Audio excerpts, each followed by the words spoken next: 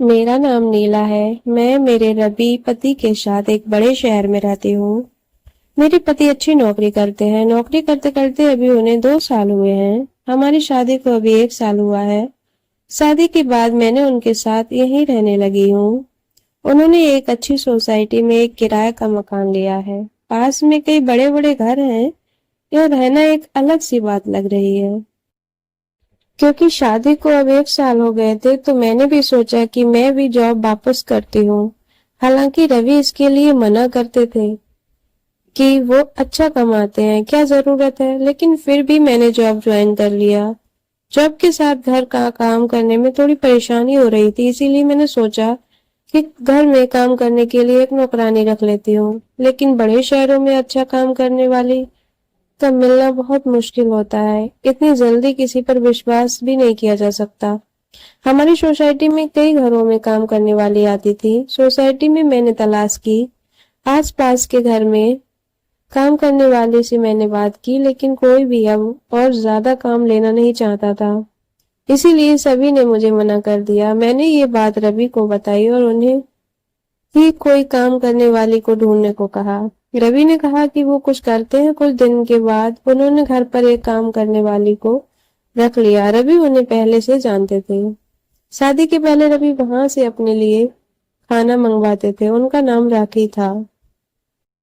वो 48 साल की होंगी। मुझे तो जैसे कि सुकून मिल गया हो। अब मैं अपनी जॉब आराम से कर सकती थी। सुबह शाम खाना बनाने की कोई झंझट नहीं था। घर में कोई काम करने वाला जो आ गया था वो बड़ा अच्छा खाना बनाती थी। रवि तो पहले भी उनका बना खाना खाते थे, तो उन्हें तो पता था, इसीलिए वो उन्हें लेकर आए थे। मेरे पति सुबह जल्दी जॉब पर जाते थे। मैं उनके बाद जाती थी और उनके पहले आ जाती थी। मेरे आने तक राखी काम करने आ जाती थी, इसीलिए घर की चाबी उनके पास भी रहती थी। शाम को आते समय मैं कुछ समय सोसाइटी की महिलाओं से बात किया करती थी। लगभग सभी को अब मैं जानती थी। शाम को सोसाइटी की सारी महिलाएं भी घूमने बाहर निकला करती थी। ऐसे ही एक दिन जब मैं उन सब से बात कर रही थी, तब यह खबर मुझे पता चली। हमारे 5 घर छोड़कर एक परिवार रहता था। बड़ा रईस था उनका, वो खुद का घर था। उस घर में काम करने वाली एक 19 साल की लड़की थी जो सुबह से घर पर नहीं थी। वो लड़की उनके घर का काम करने के साथ वहां रहती भी थी। वो आंटी बता रही थी कि वो सुबह जब जल्दी उठी तब वो लड़की घर पर नहीं थी। फोन किया तो उसका फोन स्विच ऑफ था। सोसाइटी में किसी ने उसे जाते नहीं देखा। वो आंटी कहने लगी कि घर देखना होगा, क्या पता कुछ लेकर गई तो नहीं। लड़की तो अच्छी थी, लेकिन आजकल कब कोई बदल जाए इसका पता नहीं चलता। उस लड़की को मैं भी मिली थी। अच्छी लड़की है, बात तो अच्छे से करती है।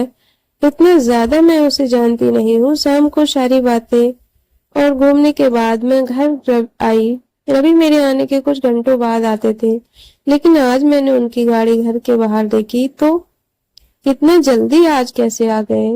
यही सोचते हुए मैं दरवाजे की ओर जा रही थी।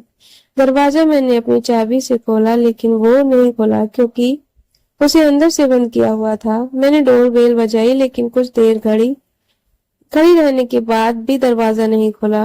थोड़ी देर बाद वो आए और उन्होंने दरवाजा खोला। रवि ने कहा कि तुम आ गई। उनके चेहरे पर एक अजीब सा डर था। मैंने पूछा क्या हुआ, इतने डरे क्यों लग रहे हो। वो बोले कुछ नहीं, मैं नहा रहा था तो दरवाजा मैंने अंदर से बंद कर लिया था। आवाज सुनाई नहीं दी। उनकी बात सुनकर मैं अपने बेडरूम में चली गई। सुबह से घर से बाहर थी तो मुझे बड़ी थकान हो रही थी। बेडरूम का दरवाजा बंद करना मैं भूल गई तो हवा से इधर उधर हो रहा था। जब दरवाजा खुला होता है तो मेरे बेडरूम के मिरर से हमारे हॉल का बाथरूम दिखाई देता है। मैं मिरर के आगे खड़ी होकर अपना मेकअप निकाल रही थी कि मुझे वो लड़की मिरर में दिखी, वो भी हमारे हॉल के बाथरूम में। रवि भी उस बाथरूम में घुसा जिससे वो लड़की पहले से ही थी। ये सब मैंने क्या देखा, मुझे यकीन ही नहीं हुआ। इतना दिखने के बाद मेरे बेडरूम में का दरवाजा बंद हो गया। हवा से मुझे अब बाहर का कुछ नहीं दिखाई दे रहा था। मैं अपना सर पकड़कर अपने बिस्तर पर बैठ गई। मैं सोच रही थी बाहर जाकर देखूं, पर जो भी मैंने देखा वो सब गलत हो। मैं धीरे धीरे अपना बेडरूम का दरवाजा खोलने के लिए गई। मैंने दरवाजा खोला तो बाथरूम का दरवाजा तो खुला था। रवि और वो लड़की दोनों ही वहां नहीं थे। मेरी स्थिति उस समय क्या थी मैं बता भी नहीं सकती। मैं सोच रही थी कि रवि उस लड़की को कैसे जानता है। वो लड़की जब मैं यहाँ नहीं थी तब रवि के साथ क्या कर रही थी, और अब रवि उसे लेकर कहाँ गया है। मैंने सोचा कि वो रवि का फोन करूं। मैंने उसी समय फोन किया। रवि ने कुछ देर बाद फोन उठाया।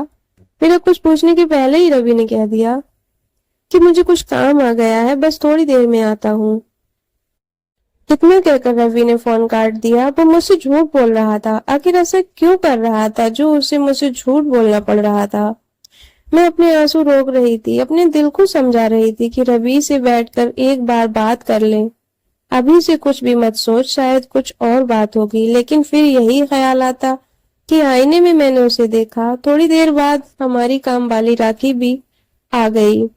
उसने मुझे इस तरह चिंता में देखा तो पूछा कि मैडम क्या हुआ। मैंने उसे कुछ नहीं कहा और अपने कमरे में चली गई। रवि करीब 2 घंटे बाद घर आए। उनकी शक्ल देखने पर मुझे गुस्सा आ रहा था। मैंने पूछा कि कहाँ गए थे। वो बोले ऐसे ही कुछ काम आ गया था। वो फिर मुझसे झूठ बोल रहा था। मुझे बहुत गुस्सा आ रहा था, लेकिन मैंने अपने गुस्से पर काबू किया क्योंकि घर में राखी थी। मैं नहीं चाहती थी कि ये बात बाहर जाए। मैंने सोचा कि रात में इस बारे में रवि से बात करूंगी।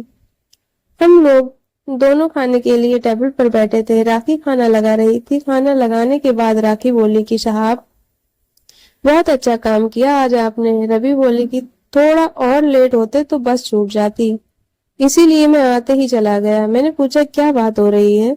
राखी बोली कि मैडम वो लड़की थी ना, यहाँ पड़ोस में उनके यहाँ काम करती थी और रहती थी।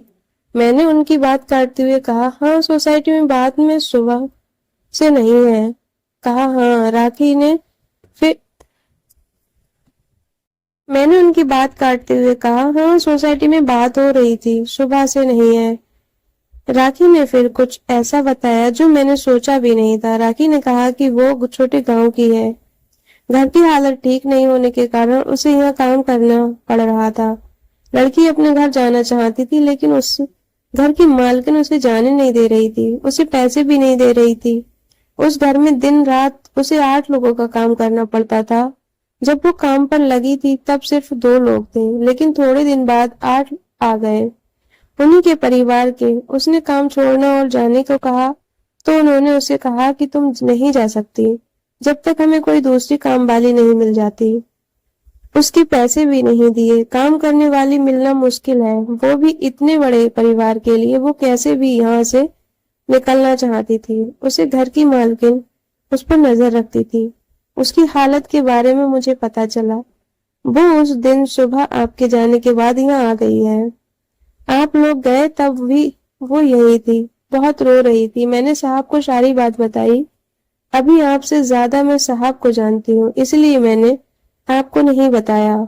उसकी मदद करने को कहा, इसीलिए साहब उसे उसके घर की बस पर बैठाकर अभी आए हैं। रवि ने कहा कि इसीलिए मैं ऑफिस से जल्दी आया। जब मैं आया तो वो बाथरूम में छिपी थी, डरी हुई थी। मैं उससे बात कर ही रहा था कि तुम आ गई और वो फिर बाथरूम में छिप गई। इतना सब जल्दी में हो गया कि तुम्हें बताने का समय ही नहीं मिला और मैं उसे लेकर बस अड्डे चला गया। तुम्हारा फोन आया तो मैंने सोचा कि घर जाकर आराम से बात करूंगा और बताऊंगा। लड़की सीधी थी, मैं खुश भी थी कि आपने घर जा रही है।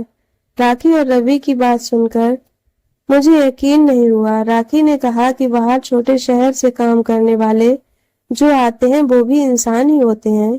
ये बड़े लोग कब समझेंगे। अपने स्वार्थ के लिए उसे रख रखा था। उसकी बात सोचने लायक थी। इसी के साथ ही मेरे दिल ने एक तसल्ली भरी सांस ली।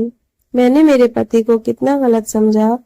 उसने एक सीधी लड़की की मदद की। मैंने राखी को कहा कि अगर अब कभी भी तुम्हें ऐसा कोई और दिखाई दे तो तुम मुझे बेफिक्र होकर कह सकते हो। हम इंसान हैं, सभी अपना जीवन अपने हिसाब से जीने का हक रखते हैं। तो दोस्तों, कहानी कैसी लगी कमेंट करके जरूर बताएं और वीडियो को लाइक करें, अपने दोस्तों में शेयर करें। अगर चैनल को सब्सक्राइब नहीं किया है तो चैनल को सब्सक्राइब करें और बेल आइकन पर टाइप करें ताकि वीडियो का नोटिफिकेशन सबसे पहले आपके पास आए। तो मिलते हैं नेक्स्ट वीडियो में, अपना ख्याल रखिए। Thanks for watching.